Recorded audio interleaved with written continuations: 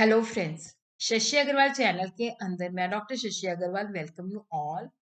आज का जो हमारा सब्जेक्ट है बिजनेस इकोनॉमिक्स है और we could say microeconomics, जिसके अंदर हम बहुत ही significant topic that is the loanable fund theory of interest और new classical theory of interest को हम आज इस वीडियो के अंदर अंडरस्टैंड करेंगे। अगर आपको मेरा ये एफर्ट सही लगता है तो डू लाइक माय वीडियो, इसको शेयर कीजिए। और अगर आपने मेरे चैनल को सब्सक्राइब नहीं किया हुआ तो do subscribe my channel. This is my app Edusum app, जिसको आप गूगल प्ले स्टोर से बड़ी आसानी के साथ डाउनलोड कर सकते हो। ये जो ऐप है commerce economics and management students को काफ़ी सारा फ्री स्टडी मटेरियल और काफ़ी सारे मॉक टेस्ट प्रोवाइड करती है। और उसी तरह काफ़ी सारे स्ट्रक्चर कोर्सेज भी अवेलेबल हैं, जिनका link I will be sharing in the description box. तो सबसे पहले हम देखते हैं कि लोनेबल फंड थ्योरी और new classical theory of interest जो है किस इकोनॉमिस्ट की कंट्रीब्यूशन है। तो सबसे पहले इसको विक्सिल स्विस इकोनॉमिस्ट ने डेवलप किया। उसके बाद Swiss Ohlin Myrdal and British economist Robertson ने इसको डेवलप किया। लोनेबल फंड थ्योरी और न्यू क्लासिकल थ्योरी जो है, ये क्लासिकल थ्योरी से बेटर है, उसका सुधरा हुआ रूप है, इम्प्रूव वर्जन है। क्योंकि यहाँ पे लोनेबल फंड का मतलब होता है कि जो पैसा हमने उधार दे सकते हैं, जो पैसा हमने लोन वगैरह दे सकते हैं। इंटरेस्ट जो है वहां पे डिटरमिन होता है जहाँ पे demand for loanable fund and supply of loanable fund बराबर होती है। जहाँ पे डिमांड और सप्लाई एक दूसरे को इंटरसेक्ट करते हैं, वहां पे रेट ऑफ इंटरेस्ट डिटरमिन होता है। तो ये जो थ्योरी है, जैसे क्लासिकल थ्योरी हमने की थी, तो that has taken into only real factors. और जब हम न्यू क्लासिकल थ्योरी की बात करते हैं तो ये मॉनेटरी फैक्टर भी लेती है, रियल फैक्टर जैसे saving and investment, monetary factor जैसे बैंक क्रेडिट और होल्डिंग ऑफ द मनी।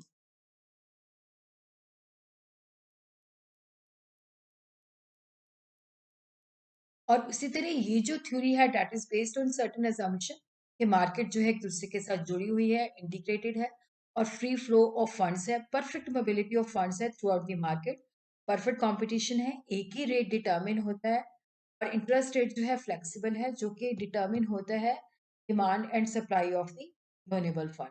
तो अब हम देखते हैं कि क्या स्रोत है, कहाँ से जो है लोनेबल फंड जो है आता है, क्या सप्लाई है। सेविंग है, बैंक क्रेडिट है, डिसहोल्डिंग है एंड डिसइन्वेस्टमेंट है। तो सेविंग जो है that is the main source. ज्यादातर जो सप्लाई आती है वो बचतों से आती है, सेविंग से आती है। और सेविंग कौन करता है? इंडिविजुअल सेक्टर करता है, बिजनेस सेक्टर करता है, गवर्नमेंट सेक्टर करता है। जो इंडिविजुअल है, जितनी उनको इनकम प्राप्त होती है उसके अंदर से खर्चा निकाल के जो बच जाता है वो सेविंग होती है। और जो प्रीवियसली हमने कमाया है उसके ऊपर हमारी करंट सेविंग जो है डिपेंड करती है। सेविंग जो है प्रभावित होती है इनकम और रेट ऑफ इंटरेस्ट के द्वारा। अगर हमारी इनकम कांस्टेंट है, तो अगर ज़्यादा रेट ऑफ इंटरेस्ट है तो हमारी सेविंग ज़्यादा होगी। बट अगर रेट ऑफ इंटरेस्ट कम है तो हमारी सेविंग कम होगी।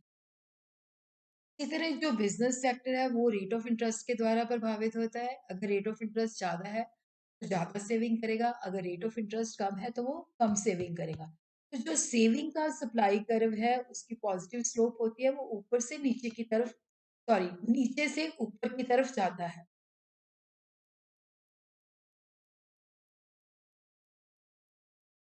उसी तरह बैंक क्रेडिट हम देखते हैं कि जो बैंक जो है क्रेडिट क्रिएट करते हैं, मिनिमम रेट ऑफ इंटरेस्ट से ऊपर जो बैंक क्रेडिट क्रिएट कराता है वो इंटरेस्ट इलास्टिक होता है। इसका मतलब है कि अगर हाई रेट ऑफ इंटरेस्ट है तो ज़्यादा बैंक क्रेडिट होगा, अगर लो रेट ऑफ इंटरेस्ट है तो कम बैंक क्रेडिट होगा। उसी तरह डिसहोर्डिंग, डिसहोर्डिंग का मतलब होता है कि जो पास सेविंग है वो हमने लोन दे दिया। होर्डिंग का मतलब होता है इकट्ठा करना। और यहाँ पे डिसहोर्डिंग का मतलब है कि हमने उसको वितरण कर दिया। अब जो पैसा हमने सेव किया हुआ था, जो इकट्ठा किया हुआ था, उसको हमने लोन की फॉर्म में दे दिया। जो हमारी पास्ट की सेविंग है, उसको हमने लोगों को लोन के रूप में दे दिया। जब रेट ऑफ इंटरेस्ट हाई होता है, तो लोग जो उन्होंने पैसे सेव किए होते हैं, उसको वो उधार दे देते हैं और अपनी सेविंग को डिसहोल्ड करते हैं।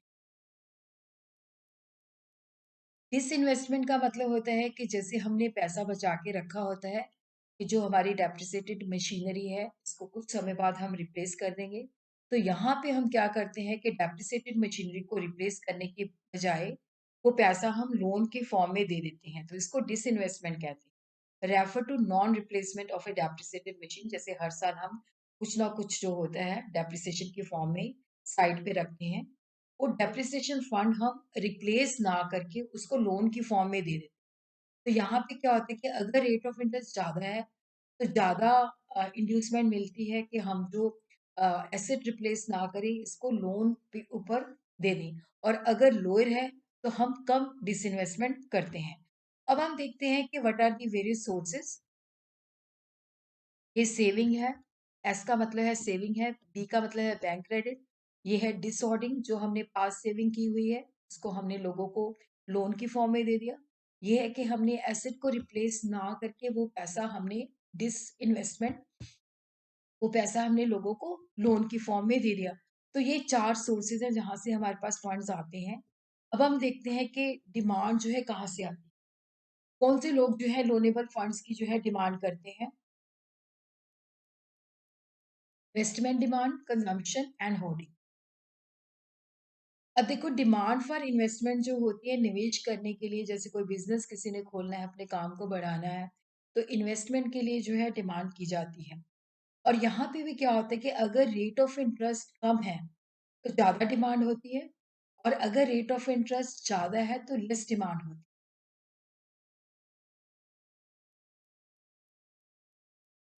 और उसी तरह कंजम्पशन, देखो कई लोग ऐसे होते हैं जिनकी कंजम्पशन उनकी इनकम से ज़्यादा होती है। तो ज़्यादातर जो प्राइवेट इंडिविजुअल हाउस होल्ड लोग होते हैं, कई बार उनका खर्चा बहुत ज़्यादा हो जाता है, इनकम उतनी नहीं होती, तो वो लोन लेते हैं। तो यहाँ पे भी क्या होता है कि अगर लो रेट ऑफ इंटरेस्ट है, तो ज़्यादा कंज़म्पशन के लिए डिमांड किया जाएगा पैसा, और अगर हाई रेट ऑफ इंटरेस्ट है, तो वहाँ पे कम जो है किया जाएगा। और उसी तरह क्या है कि कुछ लोगों को आदत होती है पैसे को होल्ड करने की, पैसे को इकट्ठा करने की। वो डिपेंड करता है कि वो लिक्विडिटी प्रेफरेंस को कितना अधिमान देते हैं।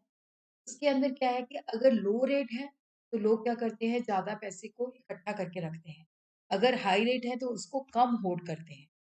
उसी तरह हम देखते हैं कि डिमांड फॉर लोनेबल फंड जो है इन्वेस्टमेंट, कंजम्पशन एंड होल्डिंग। अब हम देखते हैं कि रेट ऑफ इंटरेस्ट जो होता है वो कहाँ पे डिटरमिन होता है। Demand for loanable fund is equal to the supply of funds. यहाँ पे हम देखते हैं कि ये हमारी इन्वेस्टमेंट है आई, ये डिमांड है, ये वाली साइड डिमांड है, इन्वेस्टमेंट, कंजम्पशन एंड होर्डिंग। और ये वाली जो है सप्लाई है, saving, bank credit, dishoarding and disinvestment. तो जब हम इन्वेस्टमेंट के अंदर से डिसइन्वेस्टमेंट माइनस कर देते हैं, तो वो हमारी आ जाती है नेट इन्वेस्टमेंट। और होर्डिंग के अंदर से डिसऑर्डिंग माइनस कर देते हैं, तो वो हमारी नेट होर्डिंग आ जाती है। तो यहाँ पे net investment plus net holding, net saving, saving के अंदर से जब हम कंजम्पशन को माइनस कर देते हैं, तो वो नेट सेविंग होती है। तो यहाँ पे net investment plus net holding, net saving plus bank credit जहाँ पे बराबर होते हैं, वहाँ पे रेट ऑफ इंटरेस्ट डिटरमिन हो जाता है। तो यहाँ पे हमने अज्यूम किया है कि परफेक्ट कॉम्पिटिशन है, तो ये डिमांड और सप्लाई के द्वारा जो है रेट ऑफ इंटरेस्ट डिटरमिन किया जाता है। ये विक्सिल ने बताया कि मार्केट रेट ऑफ इंटरेस्ट होता है, उसने 2 तरह के इंटरेस्ट को रेफर किया, एक मार्केट रेट ऑफ इंटरेस्ट, एक नेचुरल रेट ऑफ इंटरेस्ट। तो मार्केट रेट ऑफ इंटरेस्ट है which is determined by the demand and supply. और यहाँ पे हम देखते हैं कि जो न्यू क्लासिकल के अंदर जो रेट ऑफ इंटरेस्ट डिटरमिन होता है, that is lower than the classical theory, क्योंकि इसके अंदर मनी का भी जो रोल है सिग्निफिकेंट है। क्लासिकल थ्योरी उसको न्यूट्रल मानते थे। तो दो तरह के रेट ऑफ इंटरेस्ट है, जैसे एक नेचुरल रेट ऑफ इंटरेस्ट है। तो यहाँ पे हम देखते हैं कि जहाँ पे नेचुरल रेट ऑफ इंटरेस्ट का मतलब होता है कि जहाँ पे सेविंग जो होती है, से ये सेविंग है और ये इन्वेस्टमेंट है, तो ये जो है natural rate of interest determine होता है जहाँ पे सेविंग और इन्वेस्टमेंट एक दूसरे के बराबर होती हैं। क्योंकि जो मार्केट रेट होता है वो मार्केट के अंदर प्रिवेल करता है, जैसे ये आर जो है जहाँ पे डिमांड, जैसे डिमांड कर्व ऊपर से नीचे की तरफ आ रहा है, जो इंडिकेट करता है कि डिमांड फॉर लोनेबल फंड जो है, जब रेट ऑफ इंटरेस्ट कम होता है तब ज्यादा होती है, और जब रेट ऑफ इंटरेस्ट हाई होता है तब कम होती है। और उसी तरह जो सप्लाई है इसका पॉजिटिव शेप है, इसका मतलब है कि सप्लाई तब ज़्यादा होती है जब हाई रेट है, और कम होती है जब लो रेट होता है। इस तरह क्या है कि देखो ये मार्केट रेट जो है मार्केट के अंदर प्रिवेल करता है। तो ये हमारे क्या है, ये जो डिमांड है और जो डिमांड जो है जो हमारे जो है इन्वेस्टमेंट है, कंजम्पशन है, प्लस होर्डिंग है, उसकी जो उनके कर्व है, उनकी लेटरल समेशन है। उसी तरह जो सप्लाई है, ये जो है बैंक मनी, सेविंग, डिसहोर्डिंग और डिसइन्वेस्टमेंट के जो कर्व हैं, उनकी लेटरल समेशन है। तो यहाँ पे डिमांड और सप्लाई इक्वेट होते हैं, वहां पे रेट ऑफ इंटरेस्ट डिटरमिन हो जाता है। और यहाँ पे हम देखते हैं कि देखो ये जो है होर्डिंग है, ये भी ऊपर से नीचे, क्योंकि इसका भी क्या है कि अगर हाई रेट है तो इस पे कम होर्डिंग होगी, और अगर लेस रेट है तो इस पे ज़्यादा होर्डिंग होगी। तो कंजम्पशन का भी लो रेट पे ज़्यादा डिमांड की जाएगी और हाई रेट पे कम। और उसी तरह क्या है कि यहाँ पे हमारी जो है ये जो है इन्वेस्टमेंट है, और इन्वेस्टमेंट और सेविंग जहाँ पे एक दूसरे के बराबर होते हैं, वहां पे ये रेट जो है डिटरमिन हो जाता है, that is known as a natural rate of interest. ED जो है that is the lateral summation of three demand curve. Hoarding हो गया, कंजम्पशन हो गया, इन्वेस्टमेंट हो गया। और उसी तरह जो सप्लाई कर्व है that is the lateral summation of dishoarding, disinvestment, saving and the bank credit. और मार्केट रेट जो है जहाँ पे डिमांड और सप्लाई एक दूसरे के बराबर होते हैं। प्रोफेसर विक्सेल ने रेफर किया है दो तरह के interest, market rate of interest जो कि डिमांड और सप्लाई के द्वारा डिटरमिन होता है, जो कि मार्केट के अंदर प्रिवेल करता है। नेचुरल रेट ऑफ इंटरेस्ट जो होता है वहां पे डिटरमिन होता है जहाँ पे सेविंग जो होती है इन्वेस्टमेंट के बराबर होती है। तो यहाँ पे ओएन जो है that is the natural rate of interest, जहाँ पे सेविंग और इन्वेस्टमेंट एक दूसरे के बराबर है।